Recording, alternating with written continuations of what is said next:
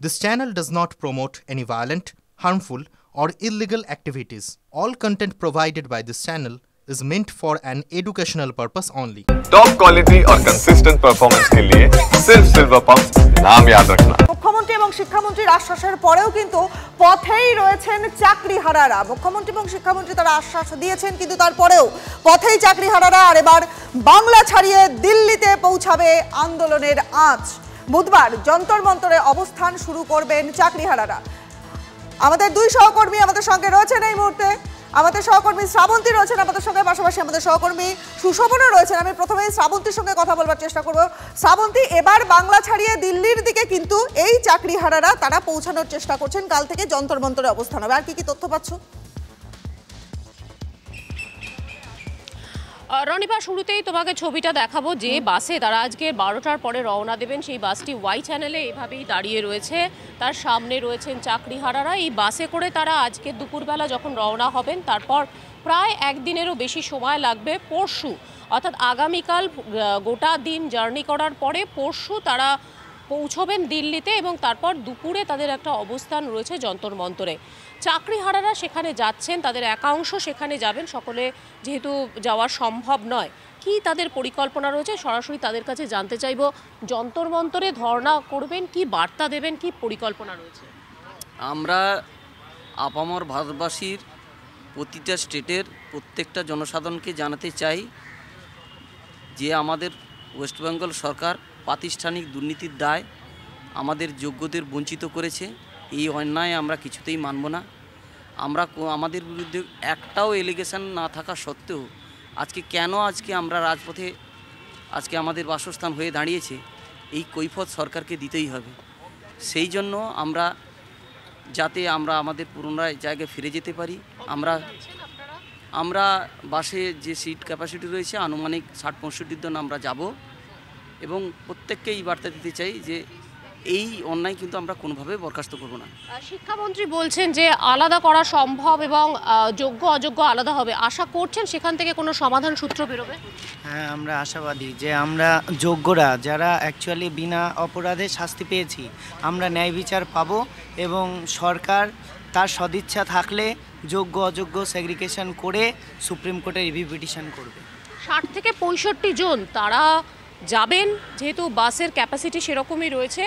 যন্তর মন্তরে একেবারে শ্রাবন্তী, তুমি আমাদের সঙ্গে থাকো। বুঝতেই পারছেন 60 থেকে 65 জন তারা কিন্তু দিল্লির উদ্দেশ্যে যাচ্ছেন। এবং আরও একটা গুরুত্বপূর্ণ খবর রয়েছে পাশাপাশি, যে যারা অযোগ্য হিসেবে চিহ্নিত নয় তাদের তালিকা শিক্ষা দপ্তরকে পাঠিয়েছে এসএসসি। আর এবার এসএসসির কাছে জেলাওয়ারি যারা অযোগ্য এবং অযোগ্য চিহ্নিত নয় এমন দুটো তালিকা চাইলো বিকাশ ভবন। আমাদের সহকর্মী সুশোভনের সঙ্গে এবার কথা বলবো।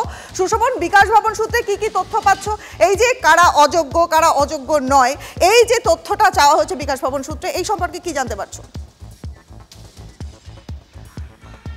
দেখো, এই তালিকা মূলত চেয়ে পাঠানো হয়েছে এবং এই এসএসসি কিন্তু জেলাওয়ারি এই তালিকা চেয়েছে বিকাশ ভবনের থেকে।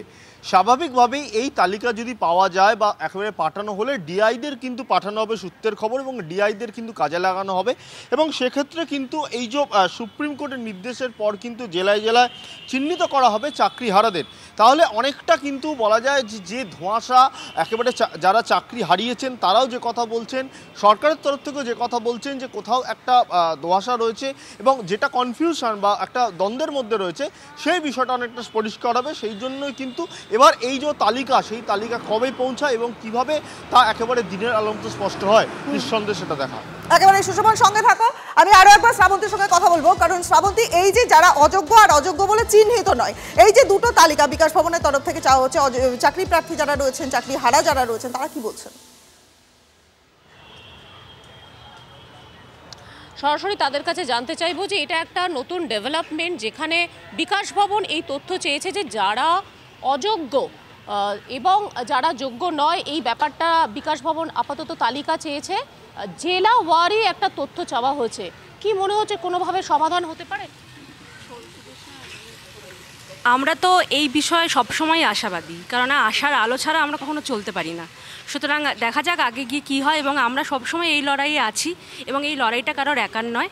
এবং আমার মনে হয় এই লড়াইটা আরও দীর্ঘস্থায়ী হলে হবে, কিন্তু এটা সমাধান একটা না একটা কিচ্ছু হবেই। বিকাশ ভবন এবার জেলাওয়ারি তথ্য চেয়ে পাঠালো, এটা কি আগেই চেয়ে পাঠানো উচিত ছিল? অবশ্যই উচিত ছিল, এত দেরি কেন সেটাতেই বরং একটু বেশি কি বলবো ধোঁয়াশাটা লাগছে। পরে যখন সেই আন্দোলনে যখন বসেছিলাম তখন হাজারবার ওনাদের অনেক অনুরোধ সত্ত্বেও কিন্তু ওনারা আসেননি, কোনো অফিসের তরফ থেকেই কোনো রকম সহযোগিতা আমাদের সাথে করা হয়নি। আজকে যখন এই দিনটা যখন আমরা দেখছি পুরো প্যানেলটা যখন বাতিল হয়ে যাচ্ছে, এখন তাদের মনে হচ্ছে লিস্টটা দেওয়া উচিত, এখন একটু ক্ল্যারিফাই করা উচিত যে কারা যোগ্য কারা অযোগ্য। যাই হোক, আমি এখন যোগ্য অযোগ্য কথাটা বলবো না, এখন আমাদের মূল উদ্দেশ্য সেটা হচ্ছে যে আমাদের পুরনো চাকরিতে ফিরতে হবে। একেবারে শ্রাবন্তী, তাদের বক্তব্য খুবই পরিষ্কার, তারা নিজেদের চাকরিগুলো ফেরত চাইছেন, এটাই তাদের একমাত্র দাবি। শ্রাবন্তী এবং সুশোভন দুজনকেই অনেক ধন্যবাদ এবং পাশাপাশি আরও একটা খবরে নজর রাখবো, কারণ চাকরিহারা ইস্যুতে প্রয়োজনে নবান্নের অভিযান করা হবে নবান্নে, ঠিক এমনই হুঁশিয়ারি দিয়েছেন সুকান্ত মজুমদার। 21 তারিখে শিক্ষকদের নবান্ন অভিযান দেখে সিদ্ধান্ত, আহ্বান পেলে শিক্ষকদের নবান্ন অভিযানে অংশ নেবেন বলেও জানিয়েছেন বিজেপির রাজ্য সভাপতি সুকান্ত মজুমদার। চাকরিহারা ইস্যুতে প্রয়োজনে নবান্ন অভিযানের হুঁশিয়ারি সুকান্ত মজুমদারের। 21 তারিখ শিক্ষকদের নবান্ন অভিযান দেখে তারপর নেওয়া হবে সিদ্ধান্ত, আহ্বান পেলে শিক্ষকদের নবান্ন অভিযানে অংশ নেবেন বলেও জানিয়েছেন বিজেপির রাজ্য সভাপতি। প্রয়োজনে আমরা নবান্ন অভিযান করব, আগে আমরা 21 তারিখে শিক্ষকদের নবান্ন অভিযান দেখি, তাতে যদি আমাদেরকে তারা আহ্বান করে, কোনো যদি রাজনৈতিক পতাকা না থাকে, আমরা আমাদের কর্মী সমর্থকদেরকে বলবো তাতে অংশগ্রহণ করার জন্য, যদি আহ্বান পাই। টিভি9 বাংলা এক্সক্লুসিভ সাক্ষাৎকারে চাকরিহারাদের সহযোগিতার বার্তা দিয়েছেন শিক্ষামন্ত্রী ব্রাত্য বসু। তিনি আরও বলেন যে যোগ্য চাকরি ফিরে পাবেন বলেই তিনি আশাবাদী। এদের চাকরি ফিরে পাওয়ার কোনো রাস্তার হদিশ কি আজকে বৈঠকে আপনারা দিলেন? আমি হদিশ তো মহামান্য আদালতের উপর নির্ভর করছে, তাহলে সেটার আমাদের ওদের জন্য যা যা করণীয় করার সেই হদিশ যাতে ওরা পায়, তার আমরা সেটাকে আমি পুনর্নিশ্চিত আমরা করলাম। আমি, আমার বোর্ড, আমার বিভাগীয় সচিব, এসএসসি চেয়ারম্যান, আমরা সবাই মিলেই করেছি। ওয়াকফ বিতর্কের জেরে চাকরিহারাদের আন্দোলন ধামাচাপা পড়ার জোগাড়। এসএসসি ভবনের সামনে 3 চাকরিহারা অনশন করেছিলেন 4 দিনের মাথায়, সেই অনশন তুলেও নিলেন তারা। স্বাস্থ্যের কথা যেমন বলেছেন, তেমনি পুলিশ এবং তৃণমূলী গুন্ডাদের দিকেও আঙুল তুলেছেন অনশনকারীরা। তবে কি ভয়টাই মুখ্য? তবে দাবি পূরণ না হলে যে ফের অনশন আন্দোলন চালিয়ে যাওয়ার হুঁশিয়ারি, সেটাও দিয়েছেন চাকরিহারারা। 4 দিনের মাথায় অনশন প্রত্যাহার 3 চাকরিহারা শিক্ষকের।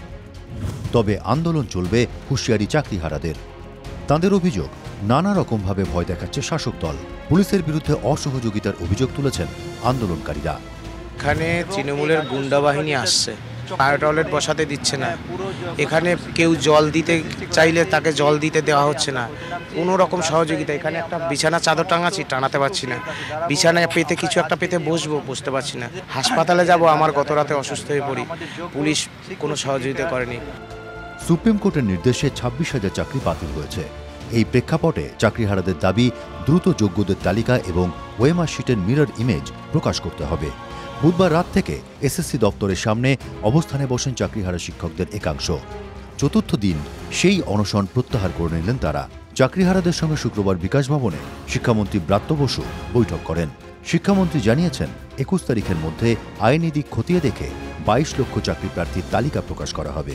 যদিও শিক্ষামন্ত্রীর সঙ্গে বৈঠকের পরেও আশ্বস্ত নন চাকরিহারারা। অনশন তুলে নিলেও আন্দোলন চলবে বলে হুঙ্কার।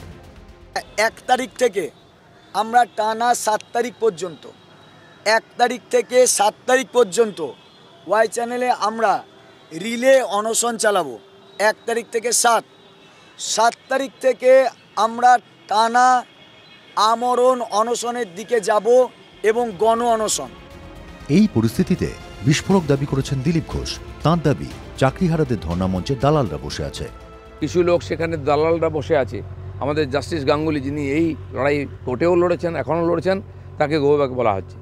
আর যারা বলছে অরাজনৈতিক আন্দোলন, আমরা দেখেছি আরজি করার সময় মোহাম্মদ সেলিম থেকে কংগ্রেসের প্রেসিডেন্ট সবাই হেঁটেছিলেন। তারা কি রাজনীতি বোঝেন না, না করেন না? এই যে বিভেদ, মমতা ব্যানার্জিকে বাঁচাবার জন্য এই চালাকিগুলো করা হচ্ছে। আমরা তো কোনোভাবে ফেসে রয়েছি এইভাবেই না, এবার আমাদেরকে এই সমস্ত বলে এখন আমাদের যা অবস্থান, আমরা যে পয়েন্ট দাবি করছি সেখান থেকে কেউই আমাদেরকে নড়াতে পারবে না। আমাদের একটাই দাবি, সরকার আমাদেরকে যে করে হোক আমাদের যোগ্য শিক্ষককে পুরনো চাকরিটা ফিরিয়ে দিক সসম্মানে।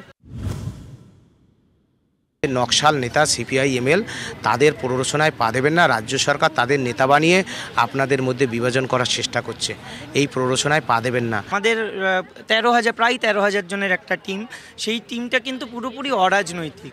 কারণ দেখুন, আমরা কিন্তু কোনো একটা সংগঠন আগে ছিল না যে তার ছত্রছায়ায় এসেছি, আমরা এই চাকরিহারারা মিলেই একটা আলাদা মঞ্চ তৈরি করেছি। আপাতত অনশন তুললেও সুবিচার না আসা পর্যন্ত পথেই থাকছেন চাকরিহারারা। সত্যজিৎ মণ্ডল ও সুমন মহাপাত্র, TV9 বাংলা।